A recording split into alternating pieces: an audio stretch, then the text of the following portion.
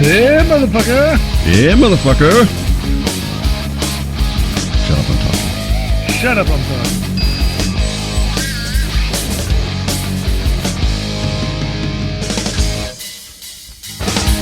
So how have you been? I've just been peachy. How's that? Always. Well, I got a raise. A small raise. Yeah. A small raise? Yeah, 25 cents.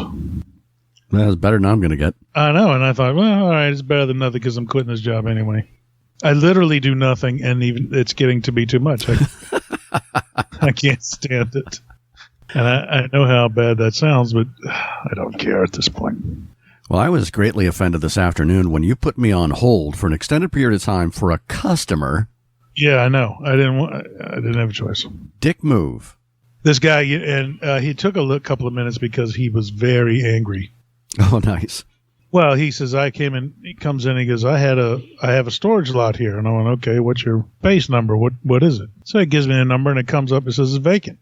And I'm like, well, so I go to the former customer tab, right? Look up his name. There he is. I said, well, did you move out in July? He says, here, you moved out like July 17th. And he goes, no, I never moved out. And I said, well, this is what it says. And 2 people have rented that spot, come and gone after you, and it's empty right now. So he's like, oh, where's all my stuff? I mean, how do I know? It says here you moved out. I said, give me a sec. He's getting nasty with me like I did something. I said, give me a second. I'll find out what happened to you. It come to find out, he stopped paying his bill, and he was contacted. Well, they auctioned this spot off. Sure. We get like 3 months or something? Yeah, longer than that back then because I wasn't exactly on top of it. And I said, oh, it was auctioned off on, what? I had priceless heirlooms in there. And I'm like, sure. Oh, okay. Was your Rolex collection involved? There's no security there, right? No. Yeah. This place has been busted into so many times. He gets mad. He's like, I had never signed out and I didn't. And I said, listen, here it is where they sent you certified mail. They sent you phone calls, emails. You never responded, didn't pay. You got auctioned off. Well, you're going to hear from my attorney. And I'm like, okay. What do we do? And that makes it even worse because you didn't have to put me on hold. I could have listened to that. I thought of it afterwards, but, I couldn't stop. I said, oh, wait, I was going to go, hold on. Somebody needs to hear this. Make sure you mute me. Yeah. So nobody can hear you laugh right in the guy's face. Right. But he goes like, oh, I'm going to call your, who's your boss? And I went, I told him who my boss was. Well, I need you to give me his number. And I said, I'm not allowed to give you his number. I'll take your number and I'll have him call you. When's he going to do that? And I said, I don't know. When he does it. Not his fucking babysitter. I don't handle his, what am I, his secretary? He's getting on my nerves at that point. I was like, listen, man, keep it friendly or you're going to lose twice.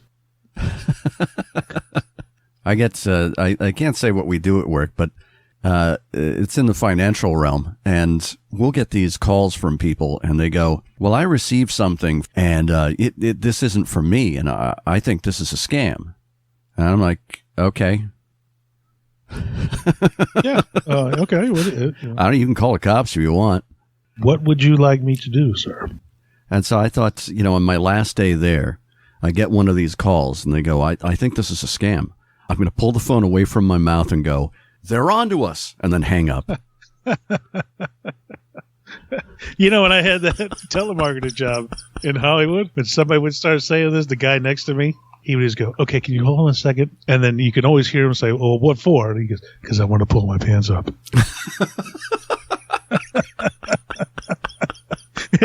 I would start laughing and completely throw me off whatever script I was reading to whoever I was talking to. And I would just have to hang up. Man, that was funny. We haven't discussed that, the telemarketer's job. When was this in the canon? In the succession of jobs you had, where was this placed? The first job I got when I was there was Man's Chinese Theater.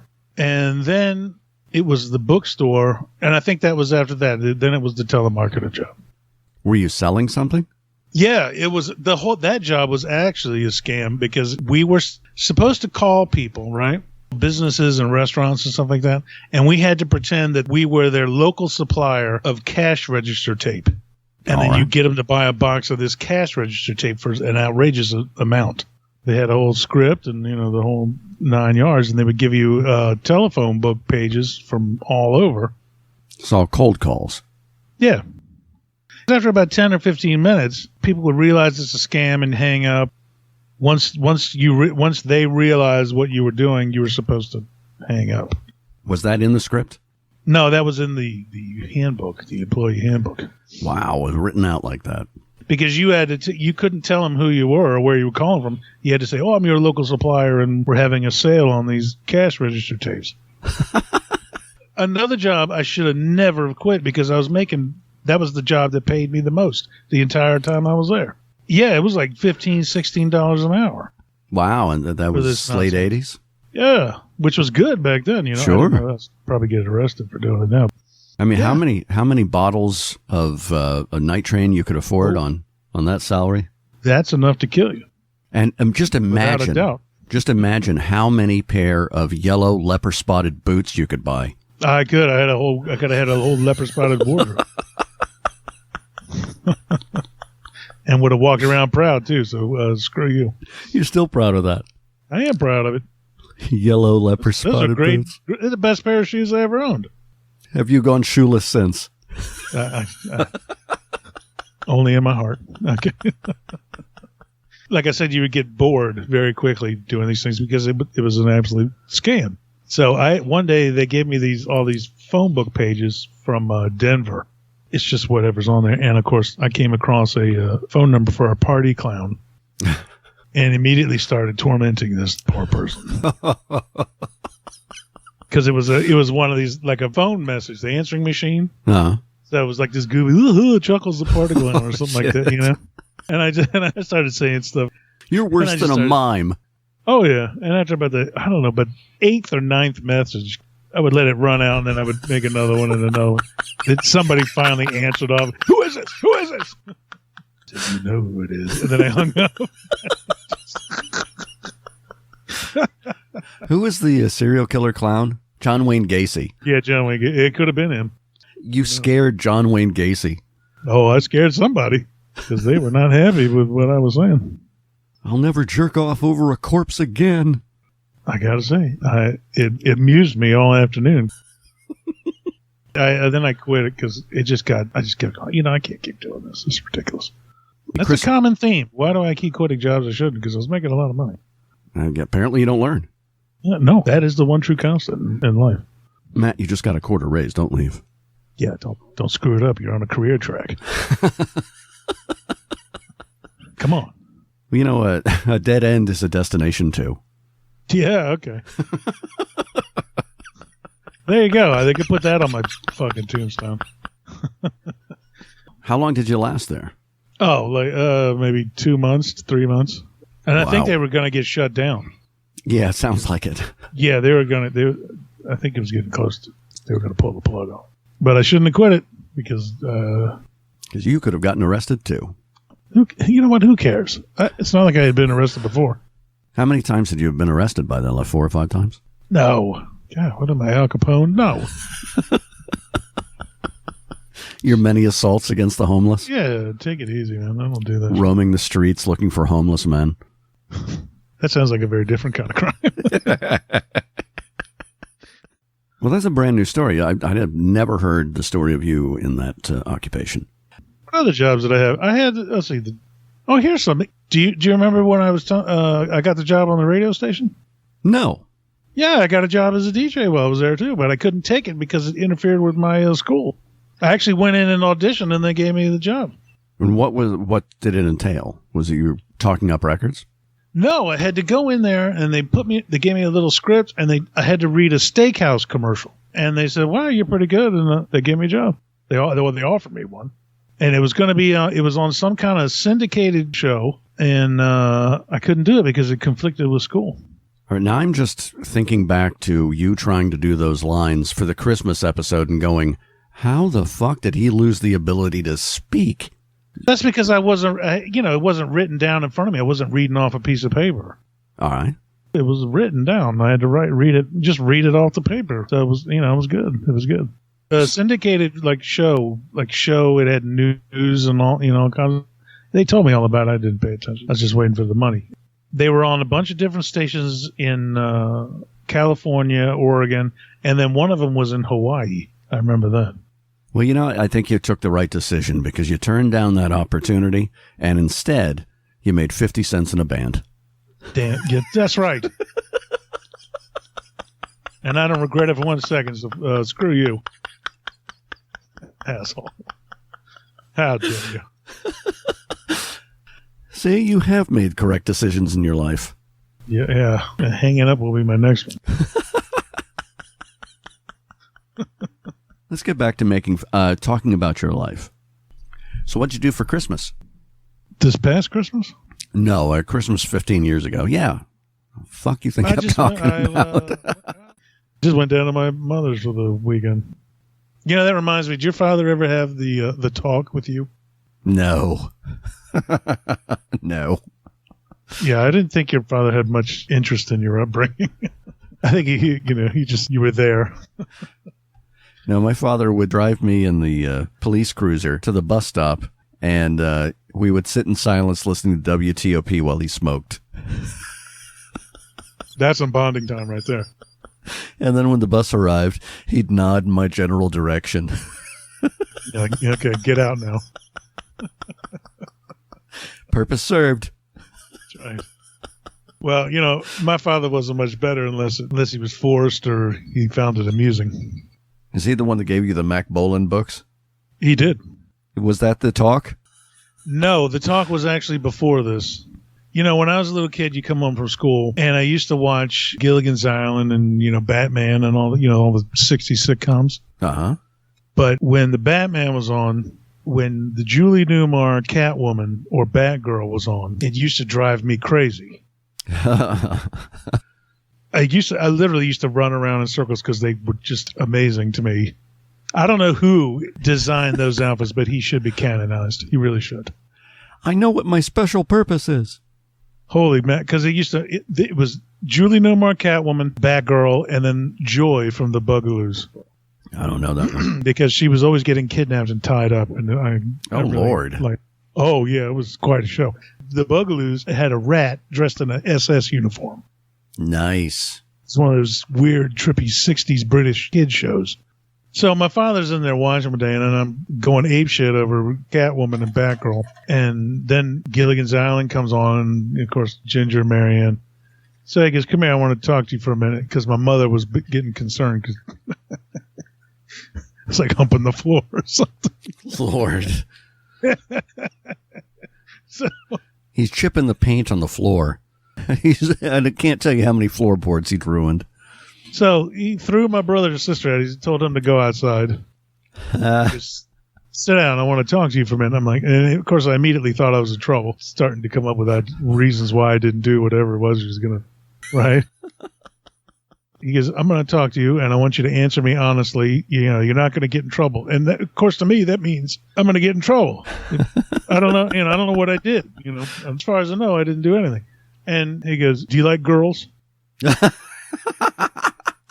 Right? That's what he did. Because you like girls? And I went, yeah. And he goes, I see you like that Catwoman. And I went, yeah. And he goes, good, because I ain't raising no fagula. Oh, my God. Right? And I went, what's that? And he goes, you don't worry about that. I'll ask the questions. Right? So TV was still on. He goes, I have a question for you, and I want you to answer honestly. And I went, okay. So he points to the TV, and he goes, Ginger or Marianne? And I looked at it, and I went, Marianne. And he goes, okay, can you explain why? I said, really? You want me to tell you my honest thing? And he goes, yeah, tell me what you think. And I said, listen, both Marianne and Ginger are really good looking, so it's not like you're going to lose either way. And that Ginger, she looks like she's a good time. She looks like she's up for anything. And my father he starts nodding and says, yeah, okay, I'm tracking with you. And I said, she looks like she's up for anything. And I said, Marianne looks like she'd be up for anything, but you'd have to talk her into it. And that makes it way dirtier. He puts his hand on my shoulder and he goes, son, I have never been more proud of you than I am at this moment. Now get out. I want to take a nap. Were you 50 at this point? How old were you? I don't know. Elementary school. I don't believe a word of this story. Not one. Not one word of that story is true. Talk like a man in my house. And a prepubescent Matt said, but you'll have to talk her into it. Yeah, I'm sure that happened. You'd have to convince her. You fucking bullshit. It's bullshit. No, the real talk, because this was after, of course, I was reading all those Mac Bolan books. And I have to tell the listeners, we edited that part out of the previous shows because it was dreadful. Why? It was sad. It was a form of abuse. Well, anyway, my Uncle Richard used to have a van. Uncle Dick. Yeah. He was a painter, and he had all these real hardcore porno mags. He had a rape in the van. back of it. And I found him and was like looking at him one day and got caught. So literally, my father brings me into the room. He hands me this little book, and he goes, I want you to read this. And if you have any questions, wake me up. Oh, shit. Yeah. And he literally laid down and went to sleep. It's so important he had to nap. Right. And it's this little pamphlet, and it was like a doctor talks to 10-year-olds or 8-year-olds or whatever it was. And it was all about sex. And I'm reading this, and I'm thinking, well, I already know this. I saw it in the porno mag because they had diagrams. I'm like, oh, yeah. This is the part where she's screaming in German. You know, and it's just... I mean, my uncle had nasty magazines like King Cunt and just hardcore magazines that I was looking at. I do have one question, Daddy. Why in this pamphlet did it not mention Shiza? Yeah. I don't see Catwoman in here. It was ridiculous. And I said, well, I already know all this. I've seen it. So now, and then I'm thinking, well, now what am I going to do? Because if I leave, he's going to get mad. And if I wake him up, he's going to get mad. So I just kind of sat there for a little bit. So well, anyway, he woke up and he goes, all right, do you have any questions? And I went, no. No, sir. Yeah. And he goes, good, get out. Oh, shit. And he laid back down and went to sleep. So I come out of the room, and of course my mom's in the living room. She's folding clothes or something with my brother and sister, and she's looking at me like I had just been traumatized by something. You got the 1,000-mile stare. Yeah, and she's like, "Are you okay?" And I'm like, "Yeah, I could use a drink." Did you understand the book? And I'm like, "Yeah." Oh, you were double teamed. Yeah, well, my mother, I'm guaranteed my mother made my father give me that thing. I thought it was like a couple of days later, whatever. My father goes, you sure you don't have any questions about that thing? And I'm like, no. And he goes, yeah, well, you already saw it in this magazine. Yes, I do have a question. What's the meaning of shaved quim? I don't understand that. Matt, great news for the show. It's a very exciting time here at Shut Up, I'm Talking. We have our very first sponsor. Before you play the commercial, I want to say I really endorse this product. I literally have one in every room of the house. I'm sure you do, Matt. I can tell how excited you are about this product. Let's have a listen. And now a word from our sponsor. From the makers of cat dildos, it's Cat Dildo with Boyfriend Experience. The same anatomically correct original cat dildo your feline has come to love, including the suction cup wall adapter. But Cat Dildo with Boyfriend Experience includes a timed climax with a milky ejaculate. She won't be bred, but she'll think she was. Be sure to buy enough Boyfriend Experience refills to satisfy your favorite pussy. Use promo code MATTISABITCH and get 1% off your first order. Cat Dildo with Boyfriend Experience. Available only at catdildowithboyfriendexperience.com.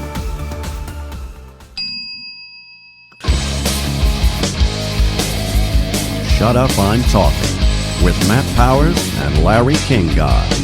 Available on YouTube, SoundCloud, and iHeartRadio.